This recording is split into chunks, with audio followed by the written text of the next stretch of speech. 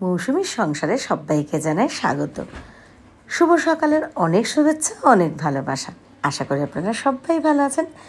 তো ডেলির যে ব্লগ, সেটা নিয়ে কিন্তু আজকে আর কিছু বলছি না, যদিও ডেলি ব্লগের আজকে সেরকম কিছুই নেই। আজকে ভীষণ ভালো একটা ব্যাপার আপনাদের সাথে শেয়ার করছি।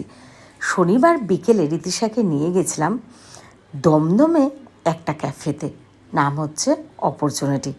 আর আগেই বলে দিচ্ছি, এই ক্যাফেটার সম্পর্কে বিস্তারিত আমি ফেসবুকে, আমার ফেসবুক মৌসুমী বড়াল ঘোষে আমি রিল দেব, ভিডিও দেব, পোস্ট করব। সবাইকে অনুরোধ রইল এই জিনিসগুলো দেখার। আমার ভিডিও যদি দু একটা কম দেখেন বা সময় নাও পান, তাও ঠিক আছে, কিন্তু সবার কাছে অনুরোধ করছি, প্লিজ প্লিজ প্লিজ এই ভিডিও আর পোস্টগুলো একটু সময় নিয়ে পড়ে দেখবেন, একটু সময় দেবেন, আপনাদের ভালো লাগবে, আমি কথা দিচ্ছি। তো ক্যাফেটা যারা চালায় তারা ভীষণ ভালোবাসার সব প্রিয় ছেলেমেয়েরা। তারা হচ্ছে বিশেষ চাহিদা সম্পন্ন শিশু বা স্পেশাল চাইল্ড বা বিশেষভাবে সক্ষম ছেলেমেয়েরা। ওরা তো সবাই আমাদের সন্তানের মতো না। হ্যাঁ, আপনারা যারা রীতিশাকে ভালোবাসেন তারা তো তাদেরকেও খুব ভালোবেসে ফেলবেন। এই দেখুন, আমরা কিন্তু এসে গেছি। দেখেছেন আমি ছবি তুলছি, কি কিউট মিষ্টি, প্রত্যেকটা বাচ্চা এত ভালো, মানে ভালোবাসায় ভরিয়ে দিয়েছে। কিছুক্ষণ ছিলাম, সত্যিই মনটা কিন্তু ভরে গেছে। ওদের হাতের বানানো খাবারগুলো জাস্ট ওয়াও।